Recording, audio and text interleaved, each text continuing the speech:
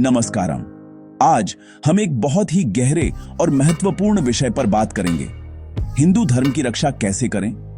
जब हम रक्षा शब्द का प्रयोग करते हैं तो अक्सर हमारे मन में किसी बाहरी हमले या खतरे का विचार आता है, लेकिन वास्तविक रक्षा अस्तित्व के स्तर पर बाहरी नहीं बल्कि आंतरिक होती है।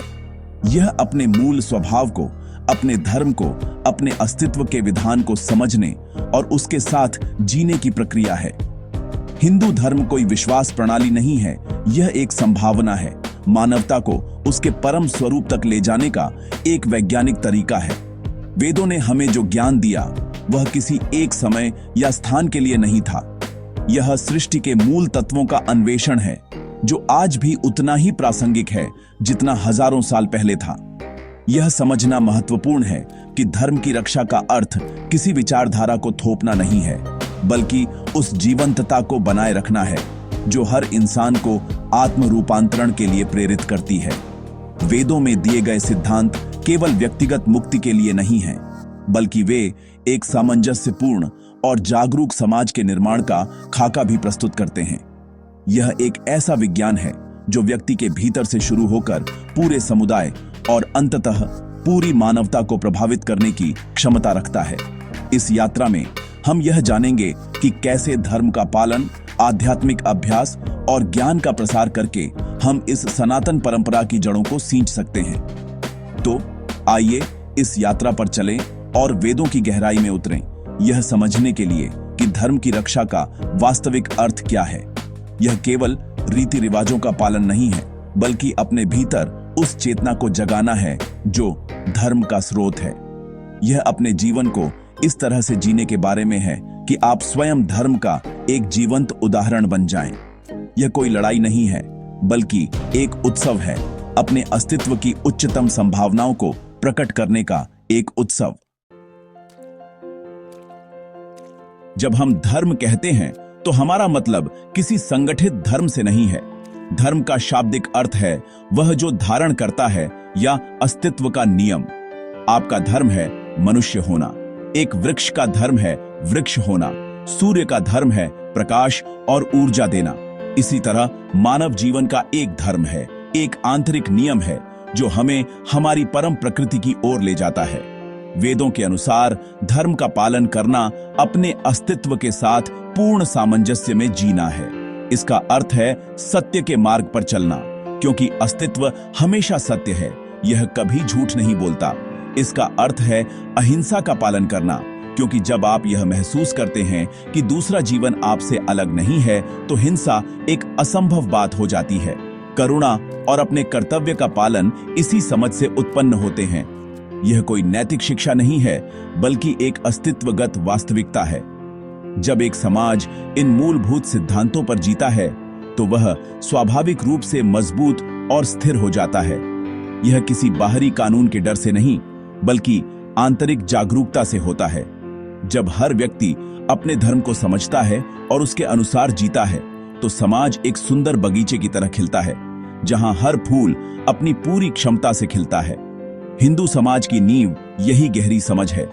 धर्म की रक्षा का पहला और सबसे महत्वपूर्ण कदम है अपने जीवन को धर्ममय बनाना, अपने हर कार्य, हर विचार और हर भावना को अस्तित्व के इस सार्वभौमिक नियम के साथ संरेखित करना। आपकी आंतरिक दुनिया को व्यवस्थित किए बिना आप बाहरी दुनिया में कुछ भी सार्थक नहीं कर सकते। आध्यात्मिक अभ्यास आपके भीतर एक ऐसा स्थान बनाने का विज्ञान है जो बाहरी परिस्थितियों से अछूता रहता है। गायत्री मंत्र कोई साधारण प्रार्थना नहीं है, यह एक ध्वनि है, एक कंपन है, जिसे इस तरह से संरचित किया गया है कि यह आपके पूरे तंत्र को सक्रिय कर सकता है। जब आप इसका नियमित रूप से जाप करते हैं तो आप केवल शब्द नहीं दोहरा रहे होते हैं, आप अपने भीतर एक शक्तिशाली ऊर्जा उत्पन्न कर रहे होते हैं। यह ऊर्जा आपके मन को शांत करती है, आपकी बुद्धि को तीव्र करती है और आपके चारों ओर एक सुरक्षात्मक कवच बनाती है। यह कोई अंधविश्वास नहीं है, यह ध्वनि इंजीनियरिंग का एक परिष्कृत रूप है।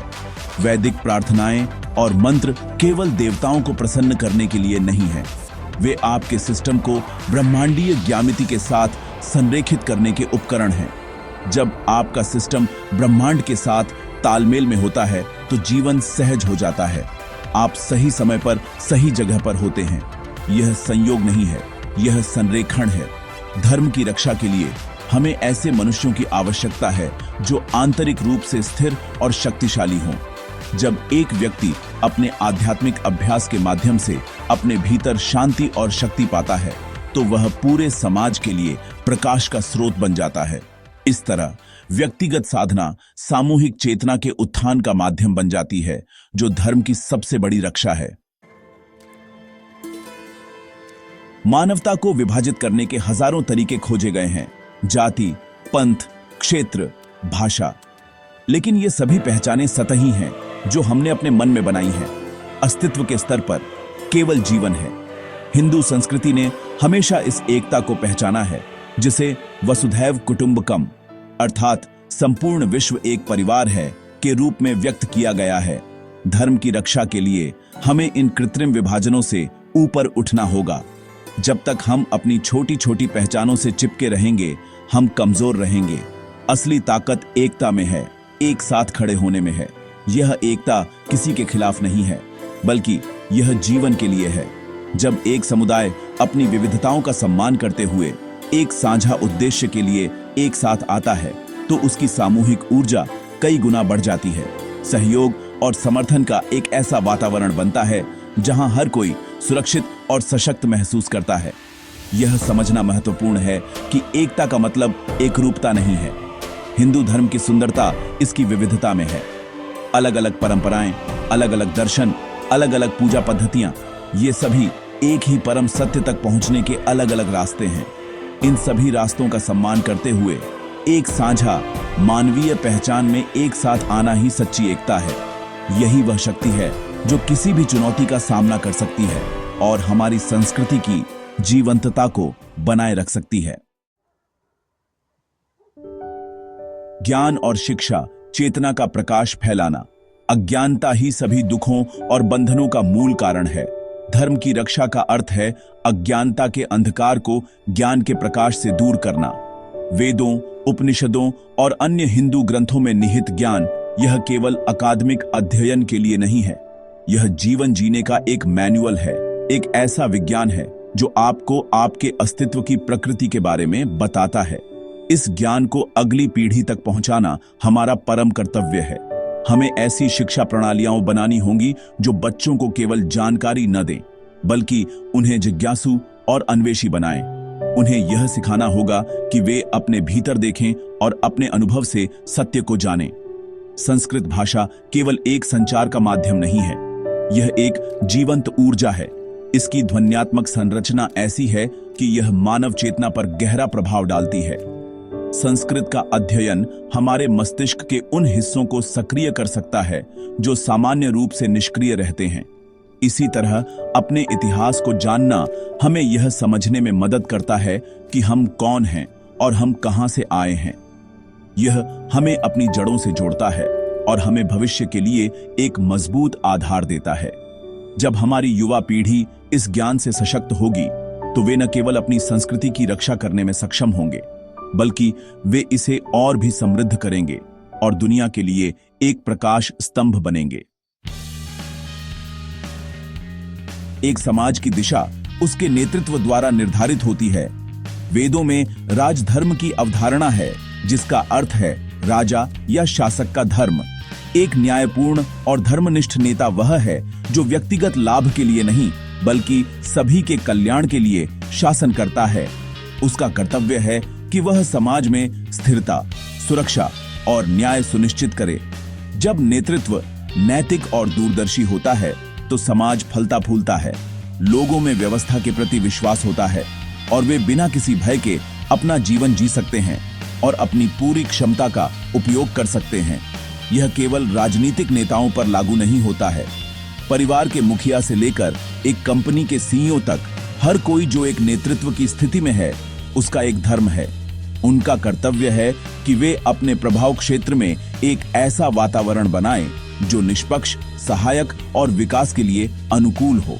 जब समाज के हर स्तर पर नेतृत्व धर्म पर आधारित होता है तो एक ऐसी सामाजिक व्यवस्था का निर्माण होता है जो स्वाभाविक रूप से स्थिर और लचीली होती है। यह किसी भी बाहरी या आंतरिक चुनौती का सामना करने में सक्षम होती है। धर्म की रक्षा के लिए हमें ऐसे नेताओं को बढ़ावा देना और उनका समर्थन करना होगा जो सत्ता को एक जिम्मेदारी के रूप में देखते हैं, न कि एक अधिकार के रूप में। जब हम धर्म के मार्ग पर चलते हैं तो स्वाभाविक रूप से अधर्म या अन्याय की शक्तियों का सामना करना पड़ सकता है। अधर्म कई रूपों में प्रकट हो सकता है। गलत सूचना, उत्पीड़न, अन्यायपूर्ण कानून या सांस्कृतिक मूल्यों का क्षरण। वेदों ने हमें सिखाया है कि हमें अधर्म के सामने चुप नहीं रहना चाहिए, हमें इसका विरोध करना होगा, लेकिन यह विरोध भी धर्म के दायरे में होना चाहिए। इसका मतलब है कि हमें घृणा या हिंसा से प्रतिक्रिया नहीं देनी है, बल्कि जागरूकता, संवाद और सत्य से देनी है। गलत सूचना का सबसे अच्छा जवाब है सही जानकारी का प्रसार करना। उत्पीड़न का सामना करने के लिए हमें एकजुट होना होगा और कानूनी और सामाजिक उपायों का उपयोग करना होगा। अन्याय के खिलाफ आवाज उठाना हर जागरूक नागरिक का कर्तव्य है। यह लड़ाई हथियारों से नहीं, बल्कि बुद्धि, साहस और सत्यनिष्ठा से लड़ी जाती है।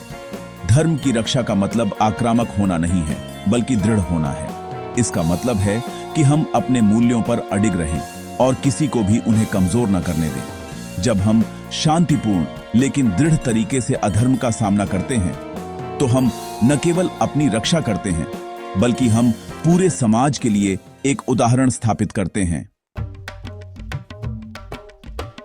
वैदिक अनुष्ठान, पूजा और संस्कार केवल अंधविश्वासी प्रथाएं नहीं हैं, वे शक्तिशाली तकनीकें हैं जिन्हें मानव प्रणाली और आसपास के वातावरण में एक विशेष प्रकार की ऊर्जा और सामंजस्य बनाने के लिए डिजाइन किया गया है। एक यज्ञ या हवन केवल आग में कुछ डालने की क्रिया नहीं है, यह तत्वों को शुद्ध करने और एक सकारात्मक ऊर्जा क्षेत्र बनाने का एक वैज्ञानिक तरीका है। इसी तरह विभिन्न त्योहार और संस्कार जीवन के महत्वपूर्ण पड़ावों को चिह्नित करने और हमें ब्रह्मांडीय चक्रों से जोड़ने के लिए बनाए गए हैं। ये प्रथाएं हमारी संस्कृति की जीवंत धड़कन हैं। इन परंपराओं को अगली पीढ़ी तक पहुंचाना अत्यंत महत्वपूर्ण है, लेकिन यह केवल उन्हें यंत्रवत रूप से दोहराने के बारे में नहीं है। हमें उन्हें इसके पीछे के विज्ञान और महत्व को भी समझाना होगा। जब एक युवा व्यक्ति यह समझता है कि एक विशेष अनुष्ठान क्यों किया जाता है और इसका उसके जीवन पर क्या प्रभाव पड़ सकता है, तो वह इसे अधिक जागरूकता और सम्मान के साथ करेगा। इन परंपराओं को जीवित रखने का मतलब है हमारी संस्कृति की उस जीवंत ऊर्जा को जीवित रखना जो हजारों वर्षों से प्रवाहित हो रही है। यह हमारी जड़ों को सींचने और यह सुनिश्चित करने जैसा है कि भविष्य की पीढ़ियों के पास भी इस गहन ज्ञान तक पहुंचने का अवसर हो। तो हमने वेदों के अनुसार धर्म की रक्षा के विभिन्न आयामों पर विचार किया। यह स्पष्ट है कि यह कोई बाहरी लड़ाई नहीं है, बल्कि एक आंतरिक क्रांति है। यह आपके जीवन को एक सचेत प्रक्रिया बनाने के बारे में है। मैं आप सभी को इन सिद्धांतों को अपने जीवन में अपनाने के लिए प्रेरित करना चाहता हूं। धर्म का पालन करके, आध्यात्मिक अभ्यास में संलग्न होकर, एकता को बढ़ावा देकर और ज्ञान प्राप्त करके आप न केवल अपना जीवन बदलेंगे, बल्कि आप अपने आसपास की दुनिया को भी बदल देंगे। हर एक व्यक्ति जो अपने भीतर धर्म की लौ जलाता है, वह पूरी मानवता के लिए प्रकाश का एक स्रोत बन जाता है। याद रखें, हिंदू धर्म की रक्षा केवल बाहरी चुनौतियों से नहीं, बल्कि अपने मूल्यों और परंपराओं को जीवित रखने से होती है। यह धर्म कोई नाजुक फूल नहीं है जिसे किसी से बचाने की जरूरत है। यह एक विशाल वटवृक्ष की तरह है जिसकी जड़ें अस्तित्व की गहराइयों में हैं। हमें बस इसे अपने भीतर और अपने समुदायों में पोषित करना है। हमें यह सुनिश्चित करना है कि इसकी जीवनदायिनी ऊर्जा आने वाली पीढ़ियों तक निर्बाध रूप से प्रवाहित होती रहे। आपकी भागीदारी, आपकी साधना और आपकी जागरूकता ही धर्म की सबसे बड़ी रक्षा है। इस यात्रा में मेरे साथ शामिल होने के लिए आपका बहुत बहुत धन्यवाद। यदि आप इस पथ पर और अधिक मार्गदर्शन और गहन अंतर्दृष्टि चाहते हैं, तो हमारे चैनल को सब्सक्राइब करना सुनिश्चित करें। हम इस खोज को एक साथ जारी रखेंगे, अपने और आने वाली पीढ़ियों के लिए एक अधिक जागरूक और जीवंत दुनिया का निर्माण करेंगे। नमस्कारम।